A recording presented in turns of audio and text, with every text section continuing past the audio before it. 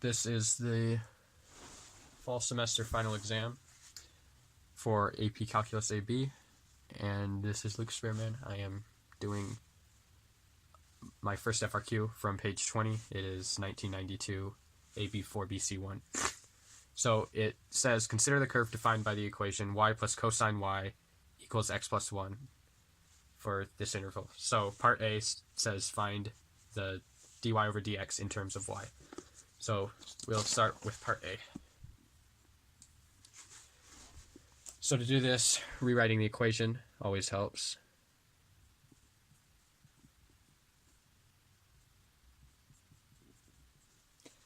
So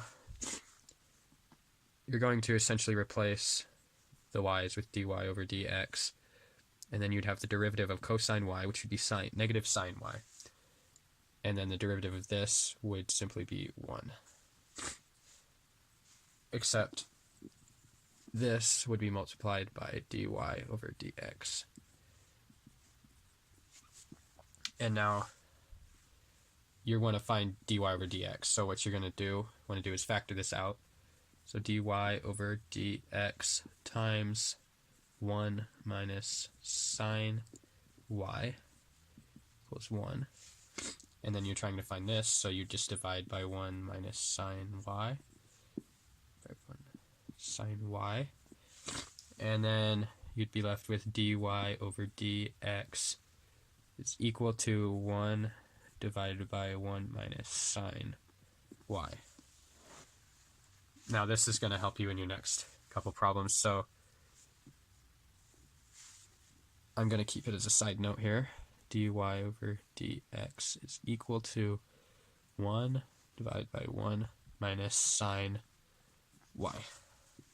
I'm going to erase this. It's no longer part A. So now let's look at part B. Part B says write an equation for each vertical tangent to the curve. So this is basically an asymptote, so we're going to want to be finding where dy over dx is undefined. Dy over dx is undefined when sine y is equal to 1.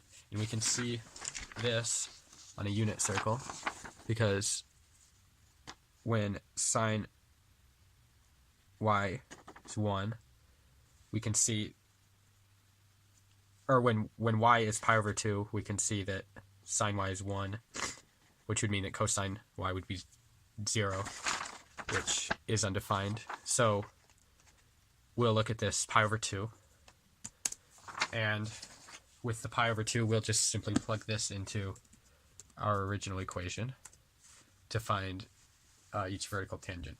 So y equals pi over 2, and then we'll just plug it in. Pi over 2 plus 0, because cosine y,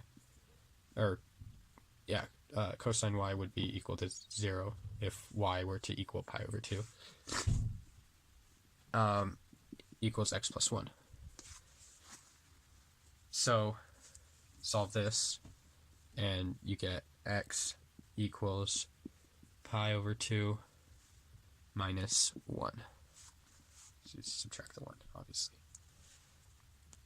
So I'm going to keep this just in case up in the corner here. It's always good to keep your answers. And then I shouldn't need any of this. If I do, I can just work the math out again. Make sure I keep these separate. Now, part C.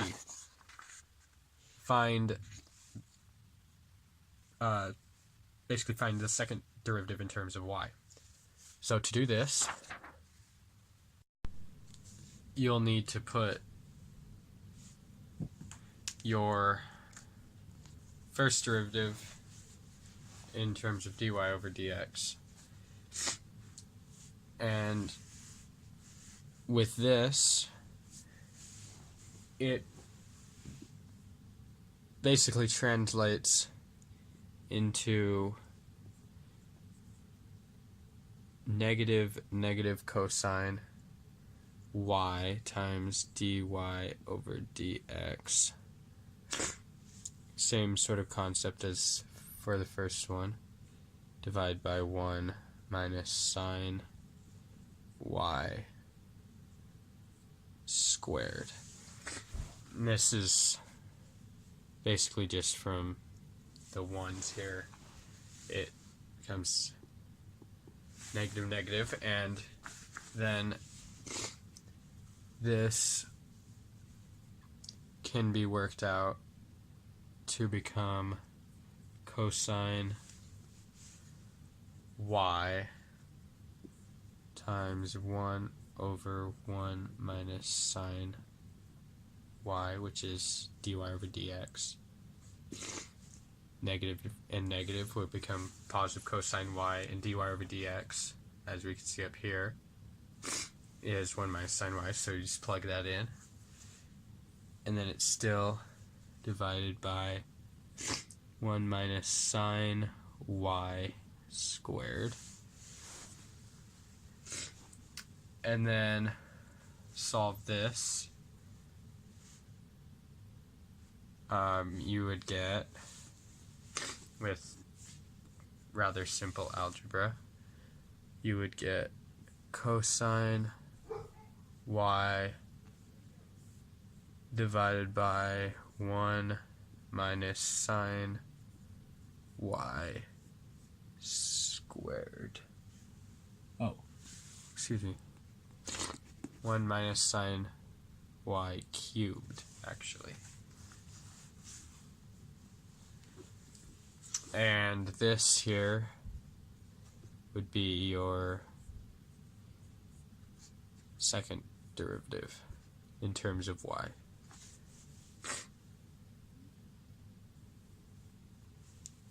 So that is for Q1, page 20.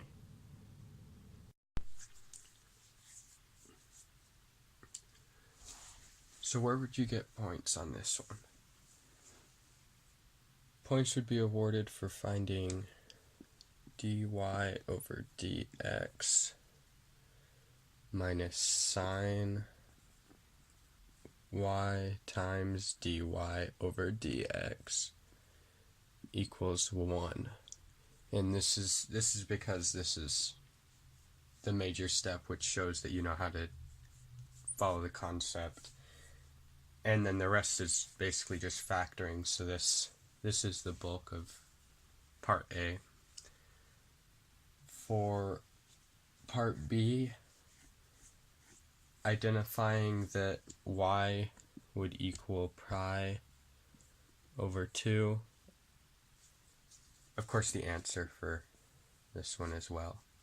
But for B, identifying y equals pi over 2 and successfully plugging it into the equation and getting as follows. And then of course the answer on top of that.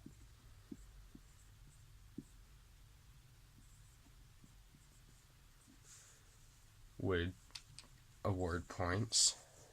And then for part C, points would be given for successfully plugging it in to the equation of d of 1 over 1 minus sine y over dx, as well as the step of finding cosine y times 1 over 1 minus sine y, and then it all divided by 1 minus sine y squared, and then the answer.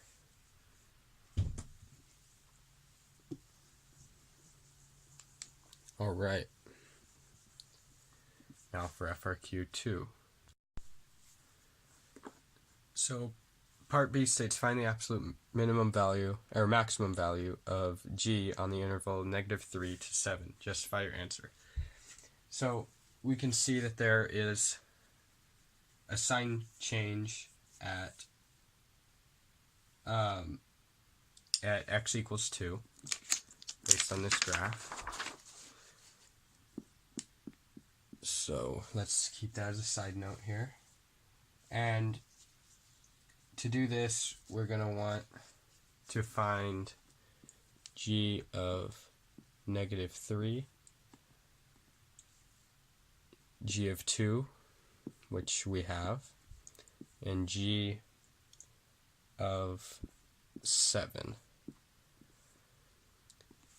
So we're going to set this up with the information we currently have here. So to do this, we have at the sign change g of 2 equals 5, so we'll based off that. So this is how you're basically going to want to set it up. So 5 plus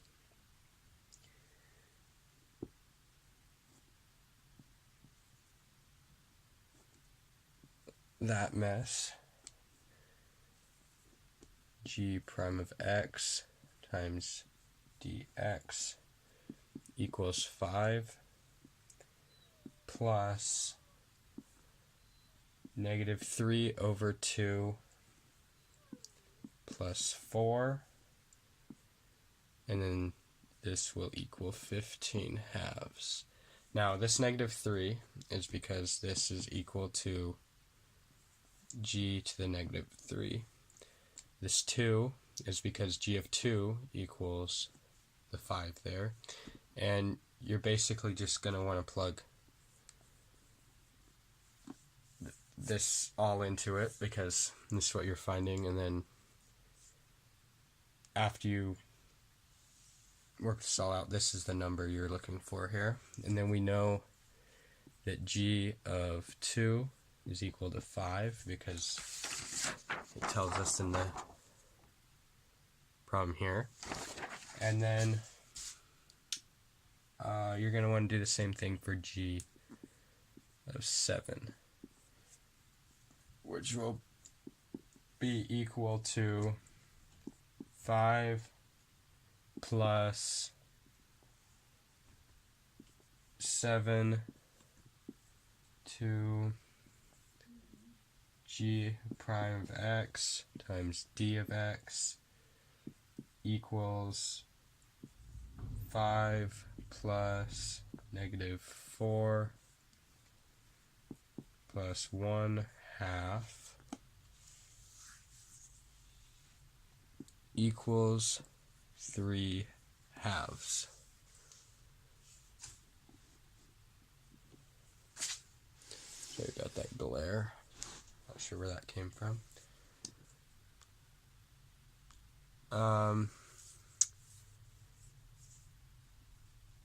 So look at the numbers. You can see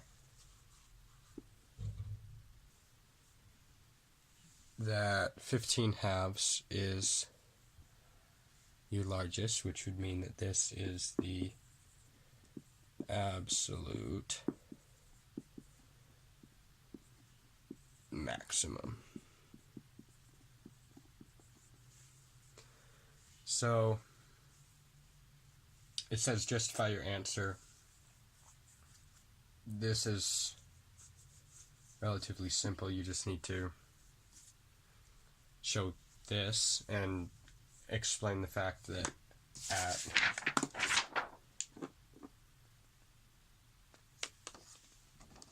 that point it will be the maximum value.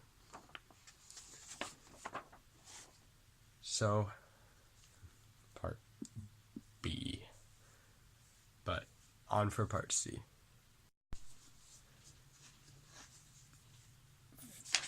Part C It says, find the average rate of change of g of x on the interval of -3 to 7. So this is really simple. It's essentially just finding the slope. So for this, you'll want to set it up g of 7, the larger value in the interval, minus g of -3 divided by 7 minus -3. And we just found g of 7 and g of -3. G of -3 is,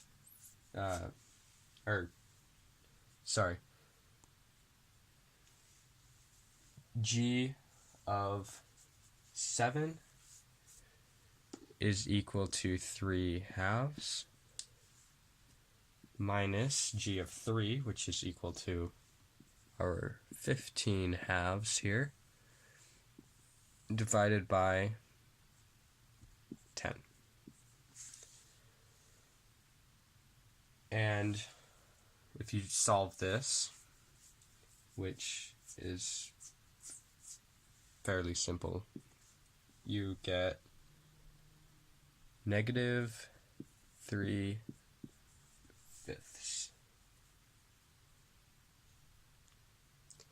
That's it. That's your average rate of change.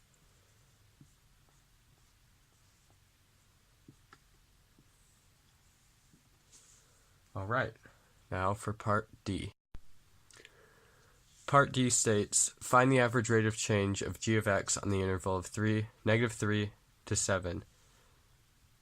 Does the mean value theorem applied on the interval of -3 to 7 guarantee the value of c for -3 to 7 such that g double prime of c is equal to this average rate of change? Why or why not? This is sort of a conceptual question more so, but here's how it goes. You'll start by finding, very similarly to the last one, the average rate of change, but this is for g prime.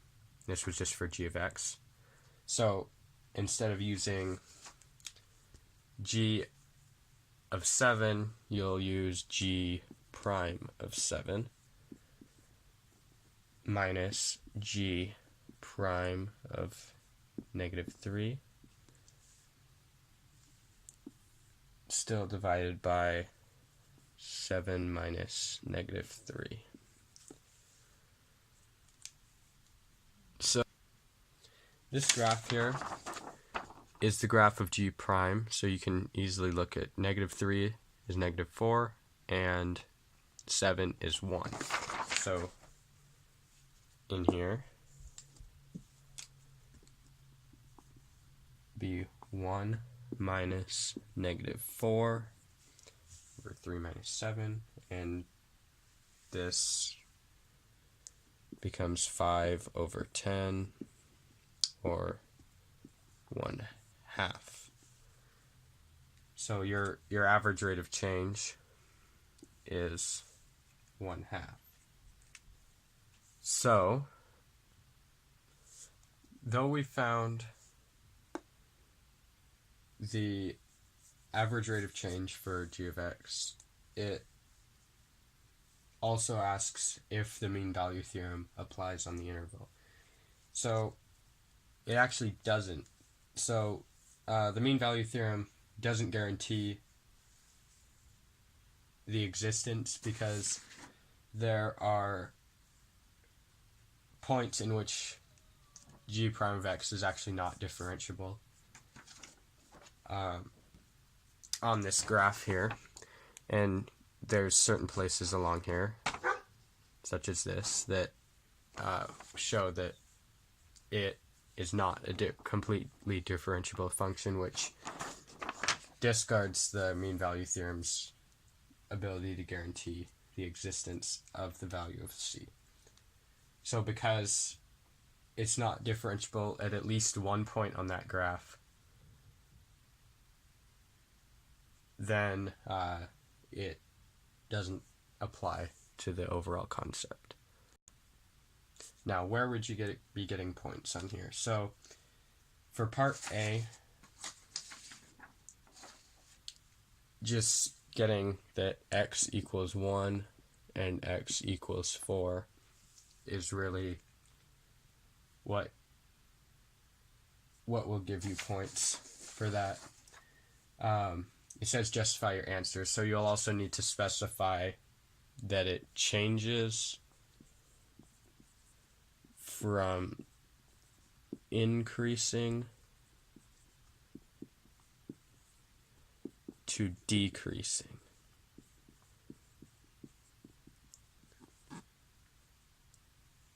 Or opposite. So either way, it's changing from this to this. It's pretty simple. For part B, you would get points from successfully setting up each of the equations. So I'll set up one of them, they're lengthy. For example, g of negative 3 is equal to 5 plus a negative 3 over 2, times g prime of x times d of x equals 5 plus, sorry about the cat, negative 3 over 2 plus 4, and then getting that this is all equal to 15 over 2. Also recognizing that g of 2 is equal to 5 is important, and identifying that the maximum value is 15 over 2 rather than the 3 halves you'd get from g of 7. For part C, successfully setting up the equation of g of 7 minus g negative 3 over 7 minus negative 3, and then getting negative 3/5 will both get you a point. And then finally, setting it up for part D, setting up g prime of 7 minus g prime of negative 3 over 7 minus negative 3 will award you a point, and plugging in the correct values for each of these identified on the graph, getting 1/2 as the average rate of change, and then no for mean value theorem, and successfully explaining that there is at least one point in which it's not differentiable will award you a point. Oops, sorry. Thank you all for watching my video. Merry Christmas. Alright, I hope I get a good grade. Thank you. Have a good day. FRQ 2 states, let g be a continuous function with g of 2 equal to 5. The graph of the piecewise linear function g prime, the derivative of g, is shown above for the interval of negative 3 to 7. So part A, find the x-coordinate for all points of inflection on the graph of y equals g of x for the interval of negative 3 to 7. Justify your answer. So looking at the graph here, you can see the points of inflection are where it changes from increasing to decreasing. So you can simply just look here and identify that it would be at 1 and 4. So for part A, your answer is simply x equals 1 and x equals 4.